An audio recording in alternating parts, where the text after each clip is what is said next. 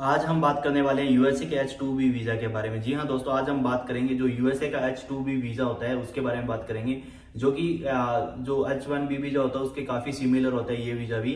तो जो H-1B visa होता है उसका थोड़ा अपोजिट होता है ये वाला वीजा। जो लोगों को H-1B वीजा जिन लोगों ने अप्लाई किया उन लोगों को पता ही होगा कि किस तरीके से क्या होता है। बाकी मैंने इसकी वीडियो भी डाली है, वो आप वीडियोज जाके जरूर देख सकते हैं। तो आपने क्या करना है, वीडियो को स्किप नहीं करना है, जरा सा भी वीडियो को आपने पूरा जरूर देखना है और वीडियो को लाइक और शेयर कर देना और चैनल को भी सब्सक्राइब कर देना है, क्योंकि ये इन्फॉर्मेशन काफी इंपॉर्टेंट हो सकती है आप लोगों के लिए। अगर आपको यूएसए जाना है काम करने के लिए और मतलब किसी भी तरीके के लिए, तो ये आपके लिए काफी बेहद इन्फॉर्मेशन हो सकती है, बहुत जरूरी हो सकती है आपके लिए।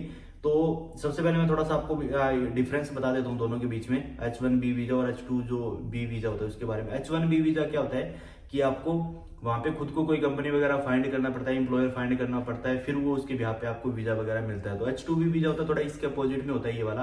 तो इसके अंदर आपको क्या करना पड़ता है, वहां पे जब लेबर की शॉर्टेज होती है, सीजनल नीड होती है या फिर पीक लोड होती है, तो उस टाइम पे क्या है, गवर्नमेंट वहां के जो एम्प्लॉयर है, कंपनी जो उनको ये राइट देती है कि आप बाहर फॉरेन कंट्रीज से लोगों को हायर कर सकते हो, है ना। तो आप लोगों को बाहर से बुला सकते हो एक टेम्परेरी यानी टाइम के लिए। टेम्परेरी वर्क वीजा होता है कि साहब का ये, वो परमानेंट की कैटेगरी में आ जाता है, ये टेम्परेरी में होता है। तो फिर क्या है कि इसके वीजा के अंदर आपको बाहर से जैसे बहुत सारी कंपनियां होती है वो आपको हायर कर सकती है। इसके बहुत सारे रास्ते होते हैं, वो आप लगा सकते हो। कोई रिलेटिव है आपका, उसके मतलब ब्याह पे भी हो जाता है, और भी बहुत सारे तरीके होते हैं एजेंट एजेंसी की सहायता से।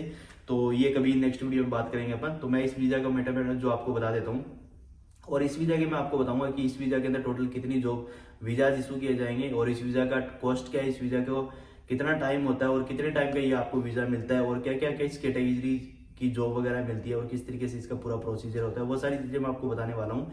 तो वीडियो को पूरा जरूर देखना आपने, और ज्यादा टाइम वेस्ट नहीं करना है। मैं फटाफट इन्फॉर्मेशन जो आती है वो आपको मेन मेन इन्फॉर्मेशन वो सारी चीजें आपको मैं दे देता हूँ जो कि है।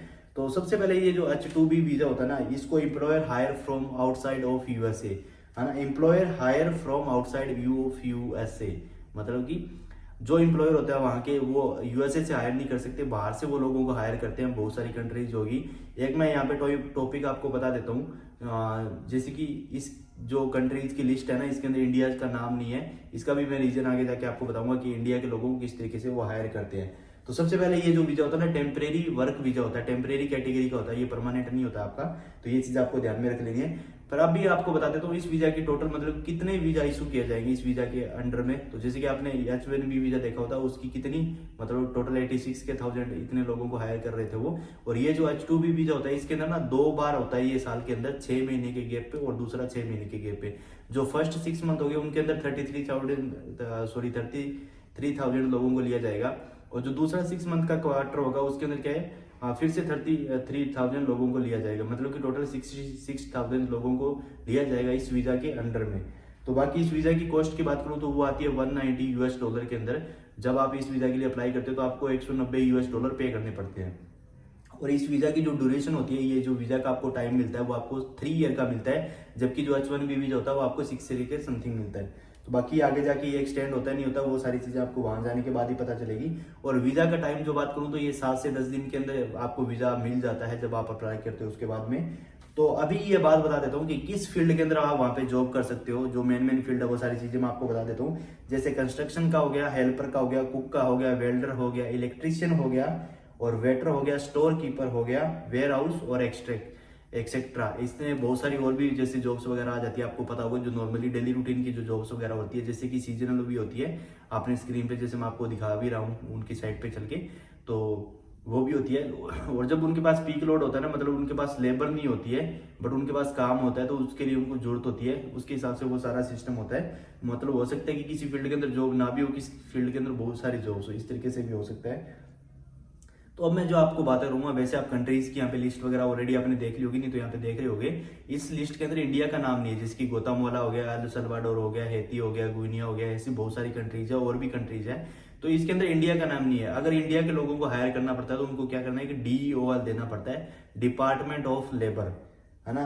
तो ये इसका, हाँ, DOL डिपार्टमेंट ऑफ लेबर। जो लोग हायर करना चाहते हैं ना, जो एम्प्लॉयर होता है, वो यूएसए की गवर्नमेंट को ये DOL डिपार्टमेंट ऑफ लेबर, ये वाला एक नोटिस होता है, एक पेपर होता है, वो उनको देते हैं कि हम इस कंट्री से भी बंदे को बुलाना चाहते हैं, इस बिहार पे ऐसे ऐसे करके वो उसको सबमिट करा सकते हैं।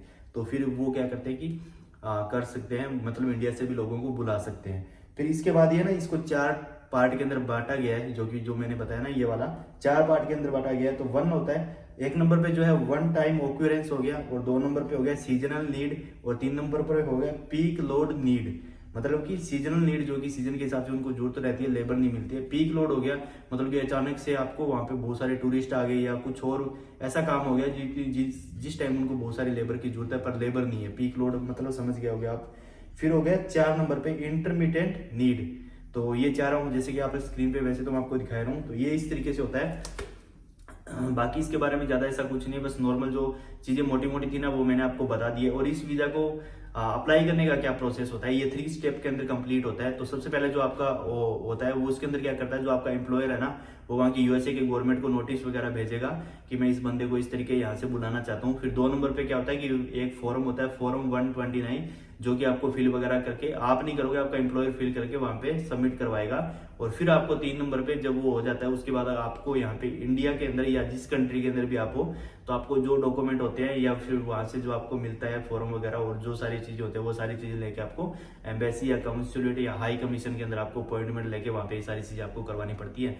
तो बेसिक सा ये प्रोसीजर होता है इस वीजे का, और काफी सिमिलर है H1B वीजा की ये। तो H2B वीजा, तो आप इस वीजा के लिए ट्राई जरूर कर सकते हैं। किस तरीके से करना है वो सारी चीजें आप देख सकते हैं। बाकी इसकी मैं डिटेल वीडियो भी डाल दूंगा जिसके अंदर आपको पूरा प्रोसीजर मैं आपको बता दूंगा, स्क्रीन पे भी आपको दिखा दूंगा बेटे। अभी तो मैंने थोड़ा थोड़ा शॉर्ट्स आपको बीच में दिखाया है, ज्यादा मैंने फुल कुछ नहीं बताया। मैं ऑटोमेटिक जो इन्फॉर्मेशन थी वो मैंने आपको बता दी है। ये वीजा की कॉस्ट जो आएगी वो 190 USD आएगी, और ये वीजा आपको 7 से 10 दिन के अंदर आपको मिल जाएगा। और इस वीजा के अंदर टोटल 66,000 लोगों को लिया जाएगा 1 ईयर के अंदर, है ना। और इसके बारे में क्या था, बस यही है मोटा मोटा, ज्यादा कुछ नहीं इस वीजा के बारे में। बाकी जॉब्स वगैरह मैंने बता दी। मोस्टली ऑल फील्ड जो होते हैं वो कवर कर लिए जाते हैं। कुछ ऐसे फील्ड होते हैं जो कि जिनके अंदर हाई क्वालिफिकेशन वगैरह चाहिए होते हैं। बाकी इसके अंदर ज्यादा फंड वगैरह की रिक्वायरमेंट नहीं होती है, और आपके पास नॉर्मल एक्सपीरियंस वगैरह तो आपके लिए बहुत ज्यादा बेटर हो जाता है जॉब लेने के लिए। आपको पता है फ्रेशर को जॉब थोड़ा सा हार्ड होता है, मिल जाता है, थोड़ा सा मेहनत वगैरह आपको करना पड़ता है, नहीं तो अगर आपके पास एक्सपीरियंस वगैरह तो थोड़ा सा ईजी हो जाता है। तो आई होप कि आपको मोटी मोटी इन्फॉर्मेशन पता चल गई होगी। इसके अलावा कोई क्वेरी है, आपको कुछ पूछना है तो आप इंस्टाग्राम पे भी पूछ सकते हो, नहीं तो मुझे कमेंट में भी पूछ सकते हो। तो आपको सीवी और कवर लेटर बनाना है तो उसके लिए आप मेरे को इंस्टाग्राम पे मैसेज कर सकते हो। सो ये थी information video about USA H2B visa. अगर वीडियो अच्छी लगी तो वीडियो को लाइक करें, शेयर करें और चैनल को सब्सक्राइब करें। मिलते हैं नेक्स्ट वीडियो में। Till then take care, good bye, जय हिंद दोस्तों।